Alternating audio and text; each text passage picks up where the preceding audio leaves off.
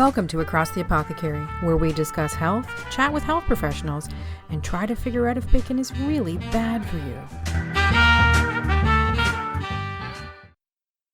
Across the Apothecary, I am back again with my captain, my first mate, Mr. Ken Jaques. And in our last conversation, Mr. Jaques, you can say hello or something. Oh, okay. I wasn't sure if you were going to pause. Hi. Just keep talking. Welcome back. Thanks again for having me, Elizabeth. Yeah. See, I mean, normal conversation. Doesn't seem like very long ago that we had this conversation. See, in normal communication, you have no problem going, so I'm going to interrupt you. So I just figured you're going to jump in. So Ken and I talked last time about, from newspaper boy up to owner of Echelon Group and IT consulting. And one of the things that happened while Ken was pivoting his business is, you can tell that story, but you had mentioned it in the previous podcast about your health journey. And, you and I've been learning about your health journey over the past 2 years. And we just had a quick conversation because what Ken's been diagnosed with is something that a friend of mine has been recently diagnosed with. So I find it a real privilege that you are so open to sharing your story, because I see this friend of mine who's a year younger than me starting down the path that you're on. And I need to thank you for being so available and so open to share what's going on with you. So we'll sort of jump in there, because it's not death and destruction and his head's not going to blow up, but it's definitely But thank you for that, Elizabeth. And the point, I'm just dying to jump in, as you said I do. Jump away. I think part of the challenge is when some of these things get diagnosed, people get diagnosed, the first instinct is you don't want somebody to know. You don't want somebody to know that you're a little bit less than you were yesterday, or you're a little bit less than they think you are, or you're a little bit less than you think they are. So, and I know somebody that she's written books. She was actually on Oprah once, and I've shared books with her, and you can just read her book where she's partly. No, it's her name will come to me. She does a lot with juvenile rheumatoid arthritis, and she has Christine's kids. Her name will come to me. Christine Schwab.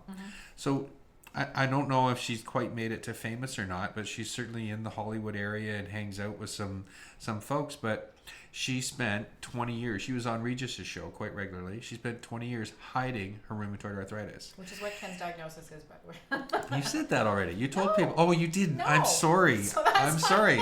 RA. We call it RA. He's going to introduce his head it. is not going to explode or anything. No. But yeah, so rheumatoid arthritis. I'm sorry. So yes, rheumatoid arthritis. And rheumatoid arthritis, a lot of people know what arthritis is. Yeah, but there's osteo. There's osteo, which basically if you have a knee injury and you get arthritis in that knee, it usually follows an injury. And any injuries, you tend to get arthritis. But rheumatoid arthritis is in the blood. So it will move. So when I was first diagnosed, it was in my feet for about 3 days. And then it was in my knees for about 3 days. And then later on, it would be in my shoulders, and it would leave some of the other areas. So it's a very, it's an interesting challenge, and it does cause conflicts, but you can't see it. So if I'm talking to you, you can't tell that my feet are sore. You can't tell that my shoulders are sore. And to your point of your friend being diagnosed, I think it is important that we're not afraid to talk about it, because other people, they want to know they're not alone. Oh, absolutely. They don't want to be in the fear side of, what do I do with this? Yeah. And if everybody's hiding, then they've got nobody to talk to. Yeah. So you now have, and I've noticed it's changed in the 2 years that we've known each other. So you now have some significant outward symptoms of the RA, which I didn't even know that's what happened. I mean, my mom has arthritis in her knees and her hands and whatever, but she's also 75 and used to be very active and crochets like a mad woman, so it's not untoward. But yours has manifested interestingly, or atypically, as far as my experience has been. So can you talk a little bit about that? Well, and so the interesting thing, Elizabeth, there really is no such thing as atypical with rheumatoid arthritis.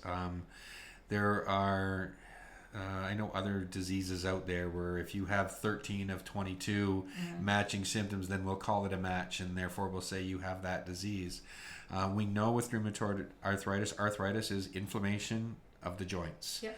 So you have that, but it moves.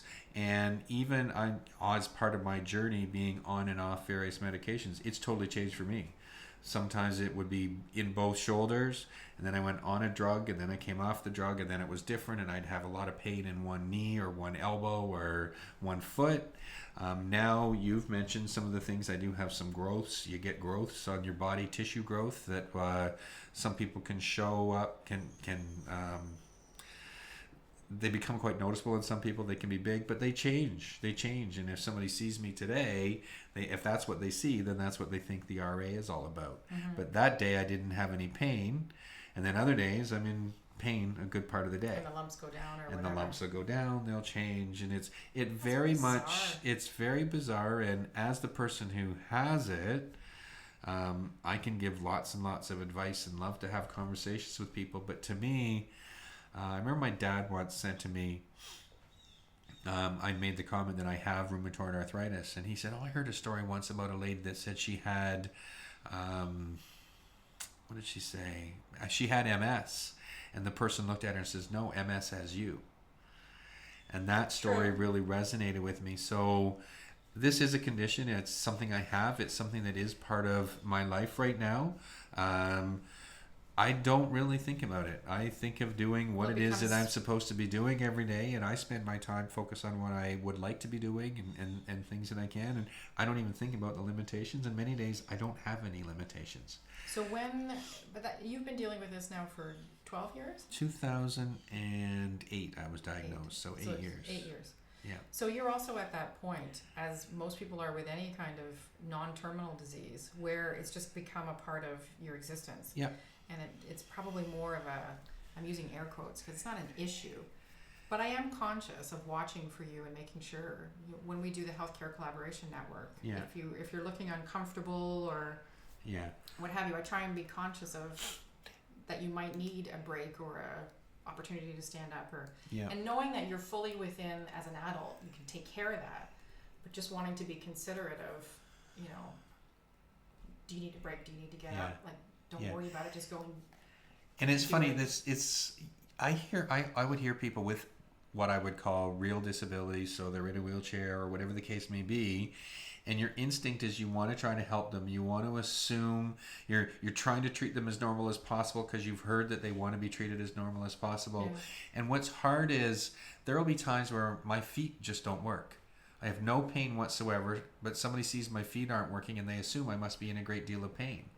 Yeah. And you can't know. And I'm not going to, this is what's going on right now. But for anybody that does start to get into any of these conditions, I think it's important to know yourself. I encourage people to ask me whatever. Mm-hmm. I'm more than happy, more than open to share. Here's what's going on. Here are what some of the challenges are. Mm-hmm. Here's how it's varied. And if I need help, I'm going to take the help. If I'm able to do exercise is a very good thing for people with rheumatoid arthritis.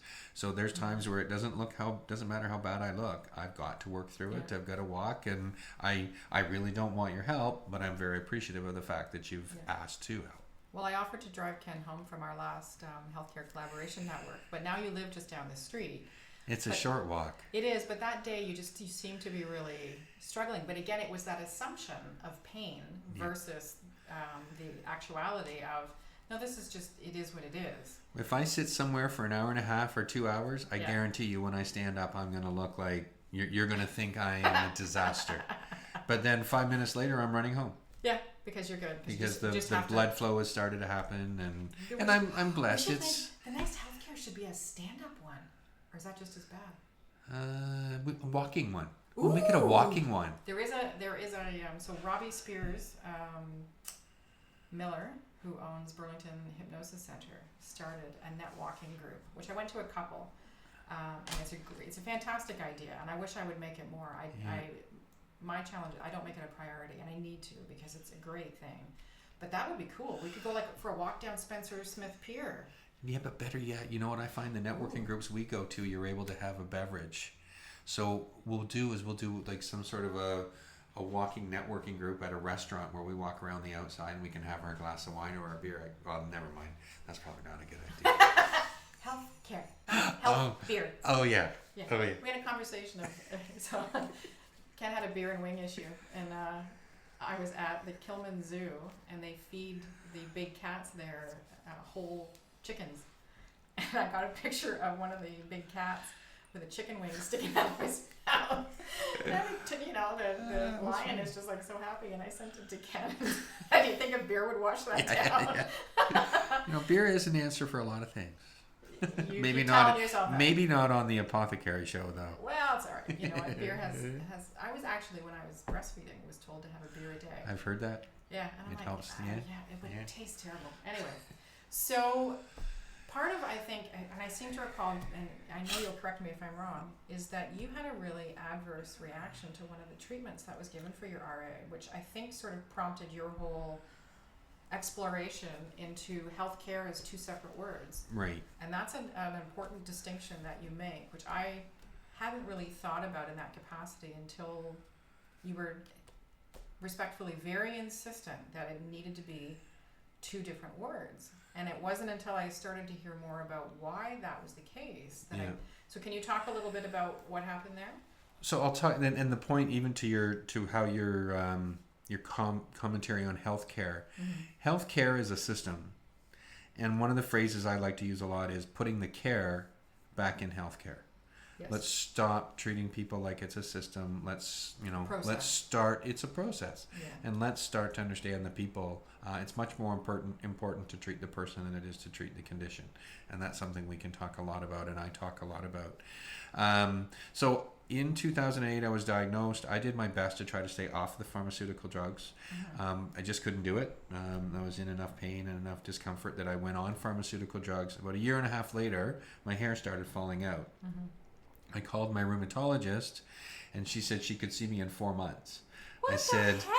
I said, no, that's not the point. My hair's falling out now. You told me that wouldn't happen. So I need to know what's going on with, well, that's another story I'll tell you in a second. Yeah. So she said it wasn't supposed to happen. I said, well, 4 months is not good enough. Something's happening with my kidneys. Something's happening with my innards. I need to see you. She said, I'm sorry, 4 months. So I was, at that point, was a bit of a pivotal point in my, we've got to be able to do better than this. And then about 4 months later, she did see me and she took me off one of the drugs. The funny story is I was on methotrexate and leflunomide, and it doesn't matter really, but methotrexate when treating cancer patients is a chemotherapy drug. Methotrexate when treating a rheumatoid arthritis, I once called it a chemotherapy drug and somebody said, oh no, that's not chemotherapy. Okay, so it's the same name, but because we're not treating cancer, it's not chemo. So I did have a chuckle, but yes, that's what caused the hair to fall out, was the combination of the drugs. And it wasn't supposed to have, my rheumatologist looked at me and said, sorry. Oh, that's nice, with her full head of hair. With her full head of hair. So then I started shaving my head. That was 2011, and now I am the bald captain. Well, you got a little, but you keep it down to it. That'd be interesting if you let it grow for a day. I can. It comes back totally different. Where it fell out before, it's come back gray. Where it didn't fall out before, it's dark. Yeah. And the bald spots are bald spots. So my kids fondly called me the globe. So they'll point at an area in my head and say, "There's land. Oh, there's water. Oh, there's a desert." So we do have some fun with that. We're not kids anymore. My dad had cancer for the second time in 1986. He had Hodgkin's disease, and so it's if you're going to get a lymphatic cancer, that's the good one to get. He had to go through chemotherapy for 8 months, and that was rough. And my dad was much like yourself, an executive, and did not really enjoy the interruption to his routine. But one of he was on MOP. He became my grade 11 biology project. Just, I thought, why not? Yes. I put the proposal into my teacher, and my teacher's like, sure. So I studied my dad, and I studied his treatments, and I studied what Princess Margaret was doing to him to supposedly, cure. I'm using air quotes again. Not good in a podcast. Air quote away. And I think it was MOP. There was ABVD was one of the programs, so he would cycle 2 weeks on, 2 weeks off between the two programs. And MOP and ABVD were the two programs that he was on, and MOP was a mustard-based, I know, don't ask me how, chemotherapy. So he would go yellow. I'd be like, Dad, you're just rocking the banana look there. And my mom would be like, Elizabeth, you shouldn't talk to your dad that way. My dad was laughing his ass off. So, all was humor was good for him. Yeah.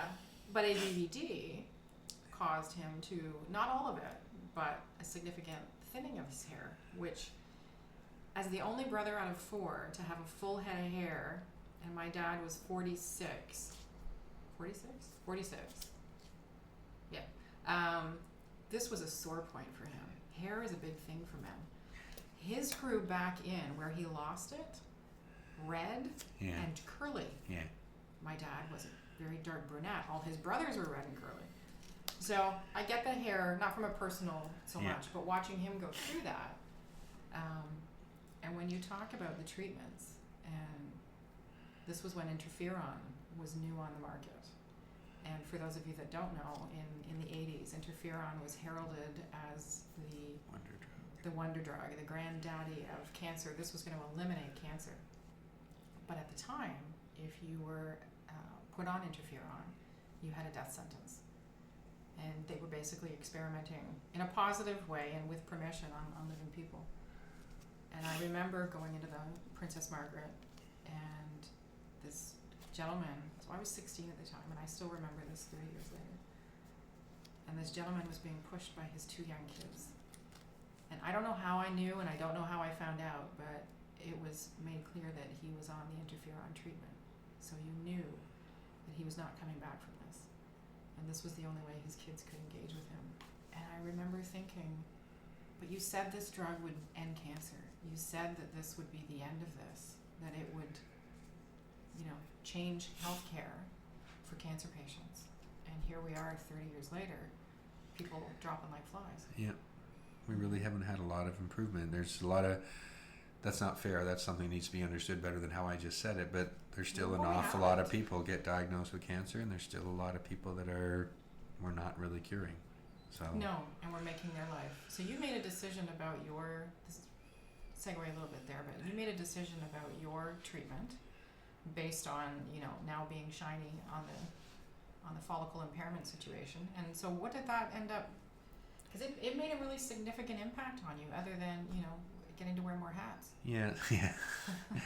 And making sure I keep my head out of the sun. Yeah. There's a story that I have shared with some. So what happens if you're down this path? When you're first diagnosed, the doctor, with all of the training that they have, doing their absolute best, and I want to be clear on that. In no way, shape, or form am I blaming my rheumatologist, but they are trained the way that they are trained. So they are trained to say, we don't know what causes this.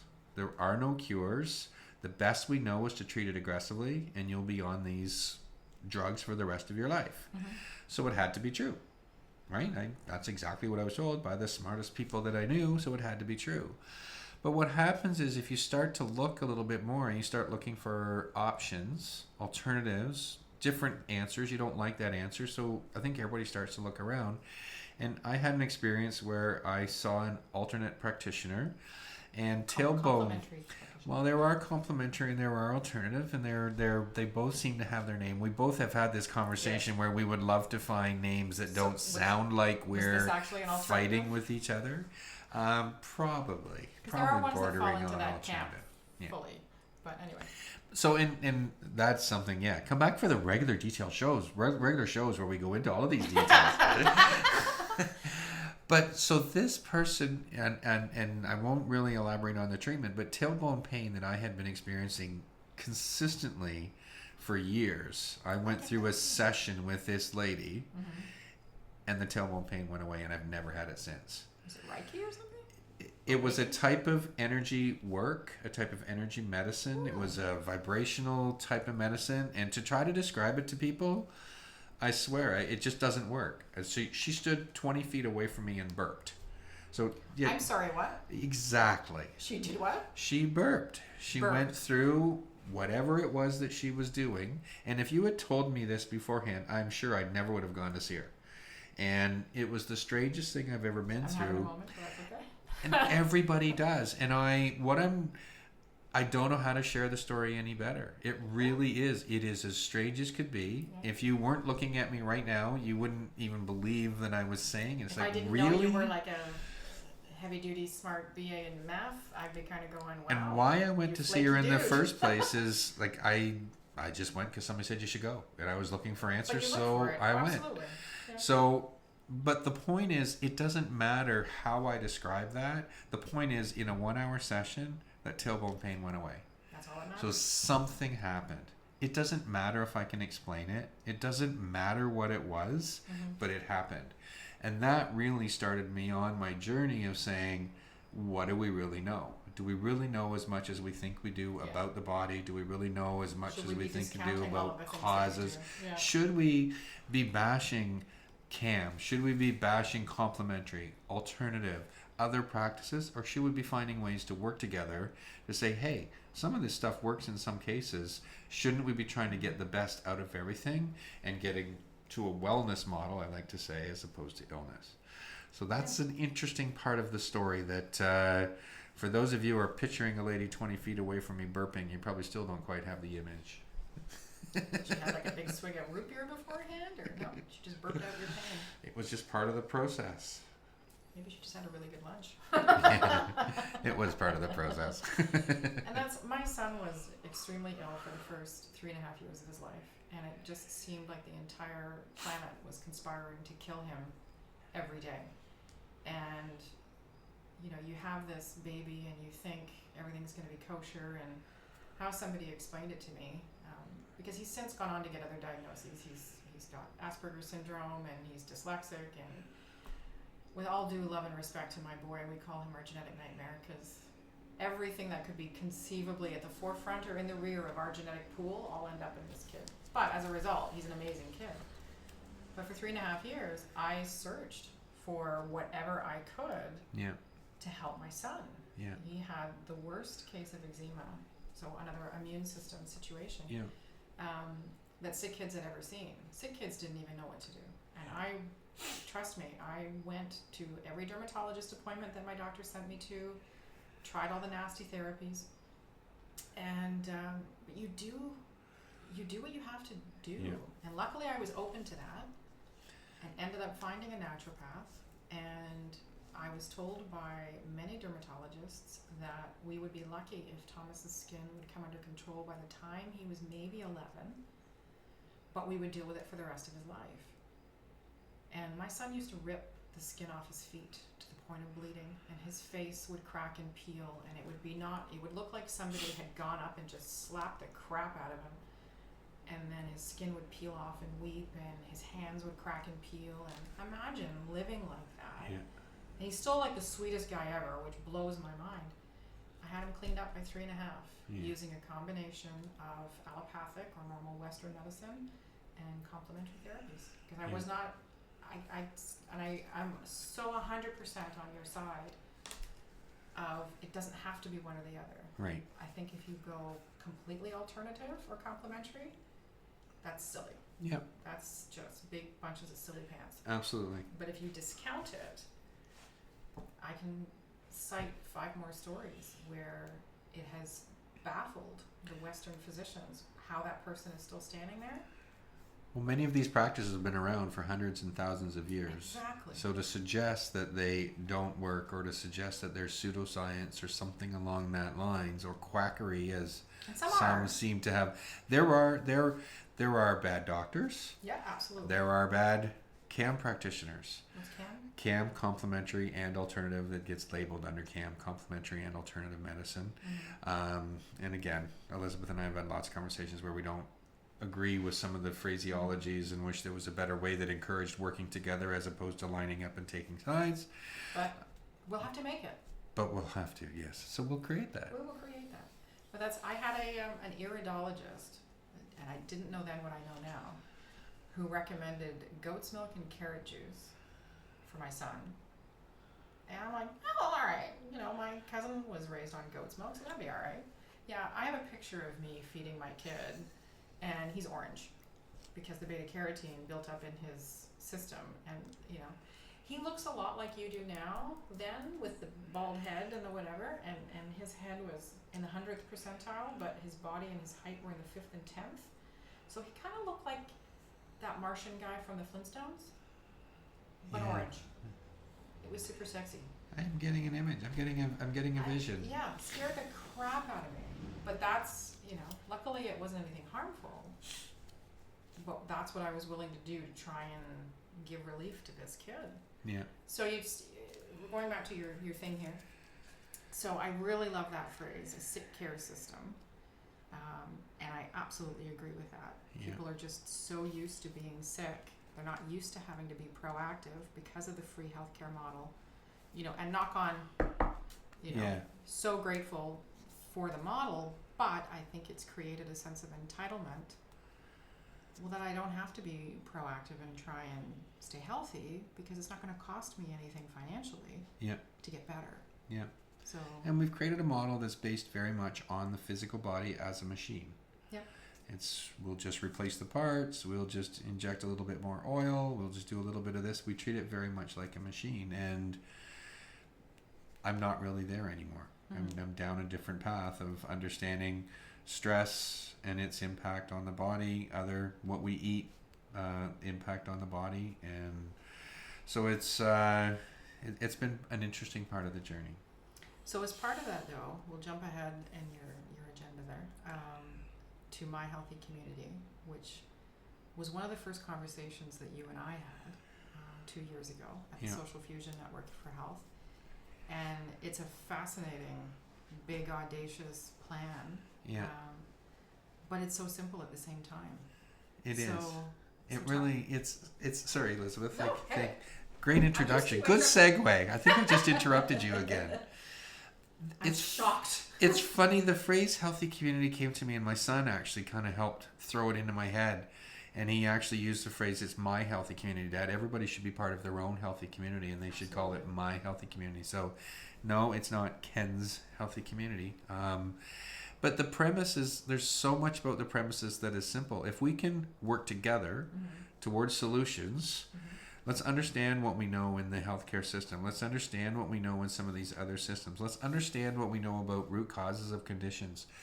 We're not getting to the answers overnight, but to keep throwing out all the other possibilities and saying what's wrong, focusing on an illness model, what if we started trying to treat root causes? What if we started empowering patients to understand more ahead of time before they got sick? What if we made this part of the education system? So the phrase we use to describe pulling the community together, we're a lot about empowering patients, and we say that we are connecting people, patients, partners, practitioners, and promoters. So there's a lot of P's. So it's the 5 P's. And we intentionally did that to try to, have it stand out. But everybody fits. Everybody is one of those. And if we had people truly coming together and figuring out how to get to solution as opposed to lining up and taking sides over issues, let's just figure out what's going on and let's come together and get the solution. And you say there too, when we take... were you heading there? The I-ness and wellness? So the I, you do have to kind of picture it. There's a Malcolm X quote that we use sort of on the front page, and every time we have a conversation. When we shift from I to we, even illness becomes wellness. So if you put your I-LLNESS and your we dash, so you're shifting from illness to wellness. And I honestly believe it's a subtle shift, but it's one where we just pause. Elizabeth and I have had a lot of conversations about the concept of the healthcare system and the pharmaceutical approach and so on and so forth. And I'm the last person that's ever going to bash the pharmaceutical system. I'm on pharmaceutical drugs to help me with my condition. I'll use my Advil when necessary. So I'm not going to say that they're a bad thing. What I hope we can learn to do is let's exhaust some of the other things first. If we're in a stressful situation, it's probably a better way to handle stress by either a meditation or go for a walk or something to get yourself out of the stressful situation rather than going and popping a pill. And I think we've become very much a pill popping society. I hear that phrase all over the place. let's let the pharmaceutical side be there. Let it be good at what it does, but let's not make it a first resort. Let's not be masking symptoms first. Let's start to try to understand. We can only do that if we're working together.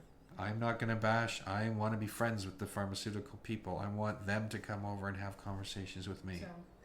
So one of the things, so Ken and I met a couple of weeks ago and we were talking further about the healthy community model. And so Ken has started My Healthy Community in Burlington. And there's over 300 members now in the Facebook group. Yeah. And the one thing that I've really taken out of it is that it is an education piece, but it's bridging, it's getting people from all the different aspects of health to work together. And if you as a physician, say the rheumatologist, know, so Ken and I were just talking about a mutual friend of ours, Sandy Yakabuchi, who has started working with doTERRA oils, and I attended one of Sandy's workshops, and my mom has been battling an immune-based rash for years and consequently doesn't sleep well and what have you, and she's started using some of the therapies that Sandy creates, and for the sleep one, psychosomatic or otherwise, and there are people that, it's psychosomatic, it's all in your head. I don't give up flying rat's monkey. My mom is sleeping. 2 friggin' thumbs up. I will pay, for the rest of her life to have that roller to go on her feet. And Sandy is so passionate about working this together. So your rheumatologist, if we can get the healthy community model working, would say, I know Sandy Yakabuchi. Yeah.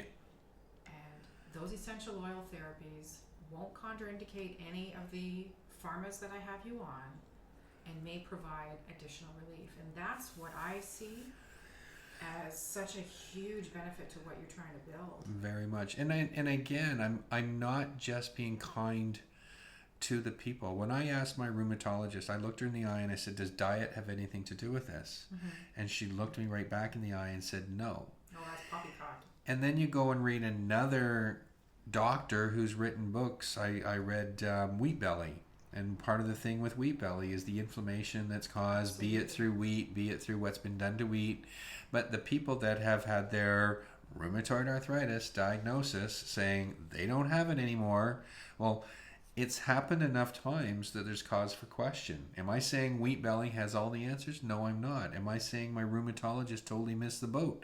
They can't possibly know everything. No. So for us to expect that of them, we have to empower ourselves to ask more questions. Absolutely. And I encourage them to say, when they don't know the answer, just say they don't know the answer and say that there are other belief systems out there. Don't give a flat out no. And I think I know my GP, when Thomas was little, panicked every time I told her that I was seeing a naturopath. And she would then send me to another dermatologist. And her belief was, she kept sending me to the European ones because she thought that they would be more up to date. Now, keep in mind, this was 1999. She thought they'd be more up to date on complementary therapies. And I'd be like, seriously, this is number 5. Not one has been anywhere on board with what I'm doing. And I wasn't a foolish mom. I have a medical background. I had a grip on what was happening with my kid. And I've told you this story before, and this was my turning point in healthcare. And it was dermatologist number 5 who looked at me, and I think I've told you this story. And Thomas was sitting on my lap, husband was beside me, and the physician sat back in his chair, crossed his arms, and looked at me and said, I will be in charge of your son's healthcare. I will make the decisions, I will do this, I will do that, I will do the other. And my husband's watching me, and he's a very smart man. And he knows me very well, and he reached over and very gently took Thomas off my lap because he saw my body posture getting very uptight. And I let the physician continue with his, godlike spiel, and I said, okay, hear me now. You may assist us, you may provide advice, you may write prescriptions, but under no circumstances will you ever be in charge of my son's health care. And then we proceeded to get into a debate over the fact that, you're using natural therapies. Well, yeah, I am, because I want to support his immune system and I want to try and correct some of the damage that's happened as a result of a variety of things. And, those aren't, I think his argument was those weren't, medically tested or what have you. I said, so let me get this straight. You're telling me that therapies which have thousands of years of empirical evidence that support their efficacy and the lack of side effects and detriment to my son's body are worse than the steroid creams and whatever else that you know will thin my son's skin, affect his endocrine system and what have you. So it's better because we know all the bad stuff, because it's scientifically whatever, versus all of these thousands of years of... See, I don't think you and I are going to get along. I don't think we went back. You know, it's just like... And it's interesting. Be open. Learn about it. It's very interesting. This really does, social media, this is a very, very popular. You'll have science people suggesting the evidence is not there, there's nothing to show this works beyond placebo, and they'll go on and on and on and say we need science. And yet there's so many people that are improving, and I don't understand what the argument is. I don't understand why we're lining up and taking sides. And I'll engage with people on Twitter or Facebook. Placebo is a very interesting thing, and we talk about a placebo. They'll say there's no evidence that this works better than placebo. In the same breath, they'll say that there's scientific evidence to show that placebo works between 18 and 80% of the time. So hello, who cares? So really, we're is arguing... the end result that it works? Who Yes. cares? So if your mind is powerful enough to make you sick... Yeah. And we don't argue that because we know that the mind is powerful enough to make you sick. Why, if rolling a little ball of oil on the bottom of somebody's feet is Yes. enough to have that placebo effect, I really don't give a crap if the oil is just making her smell nice. Yeah. I don't care. Well, and the irony in a number of these that there are studies to show that they possibly work better than placebo. So now that's everything that a pharmaceutical company needs to show in order to get its drug approved, and yet we're using the same argument to say that, no, we're trying to exclude those because they're not as good as placebo. And we've got a ways to go on that whole discussion and moving this forward. But in the meanwhile, you're building, because we've only got about 2 minutes left, so in the meanwhile, one of the things you and I have discussed frequently is people understanding the passion behind your desire and your vision for building my healthy community. And so what Ken is creating along with his team is a platform that will be built. So he has, I'm going to just grab my note from you for a second, but he has connected with communities in Fargo, in Guelph, in New Zealand, in Guernsey, in Oklahoma, in, was it China? I saw the. I think that's maybe that's next. We got to learn Mandarin. Date night. There we go.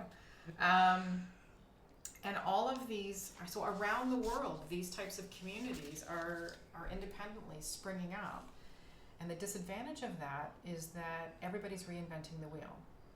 And Ken has a fantastic foundation of education, outreach, and community engagement, which are the 3 pillars of building the healthy community platform. And so the goal is to provide a place where it can become a global resource. I'm pausing a little bit here. So that Fargo and New Zealand and all of these places cannot... Everybody goes to, instead of going to individual websites or individual blogs or whatever, they all come to My Healthy Community and then go from there to the New Zealand section. Yeah. And go from there to the Fargo section. The premise, the big audacious goal is the reason these are happening and people are reinventing the wheel is they haven't really existed before. Yeah. So there's a lot of people with great initiatives that are getting things going. And I believe it's time to start bringing things together. And the premise, the 2 phrases we like to say about My Healthy Community, we're giving people something to belong to, and we're giving people something to believe in. And if we can get that message out locally, every community around the world, then I think we're on to something. And it's providing, so one of the things you and I talked about as well is building a process so that people don't have to go through the 2-year journey you've gone through and can launch My Healthy Community Oakville, My Healthy Community Toronto, much, much easier. You've done the hard work, you've put the research in, you've had your fantastic team. I mean, Ken has connected with the local government here in Burlington. He's connected with healthcare providers. You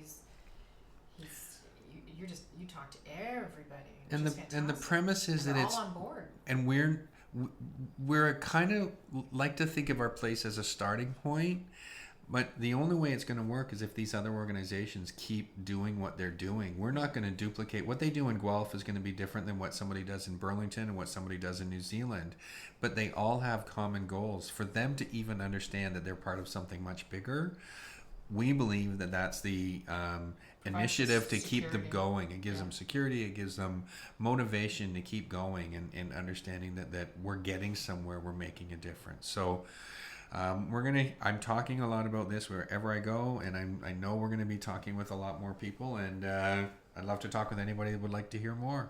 So you have a Healthy Community webpage. myhealthycommunity.ca. Yeah. It's really about a 1.0 version. It's giving a premise. It works. There's nothing wrong with it. We're looking to build that out to be much more robust and some additional features. And as time goes on, we will do that. But it gives you an idea of how to connect. It's like a LinkedIn for wellness. And you're looking also for investors and sponsors so that this platform, you've got a whole plan in place for how it generates revenue and what have you. Somebody has to dedicate a lot of time to keeping this going, and unless you've won the 649, it needs to be a funding model in there as well. But you're also looking for more health professionals to get involved and people concerned with health.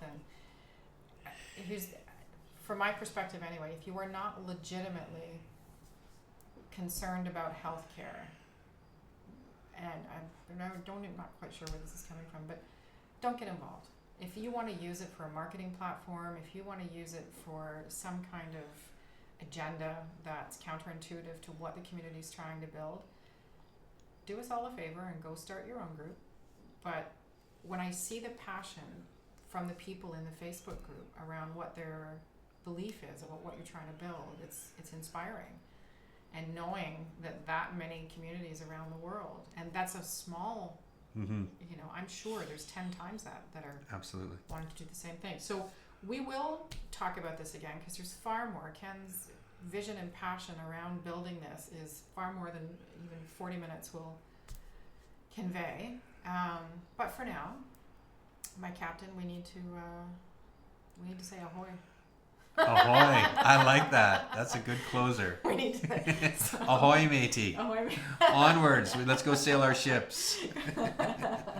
So thank you for joining us, everybody. I know this one went a little longer, but honestly, it's just such a fantastic idea. I hope you'll take an opportunity to visit the Healthy Community Burlington page on Facebook and find myhealthycommunity.ca online. And Ken's contact information is there, I believe. Or you can reach him at ken@kenjaques.ca. .com, sorry. And he's fantastic about questions and chitty-chatting and whatever. And we need everybody to do this. Yes, we do. We do. Thanks, everybody, for your help so far. Salute. Salute. Is that what they do in the Navy? I don't know. Have a great day, everybody. Have a healthy day, and we'll talk to you soon. Bye-bye.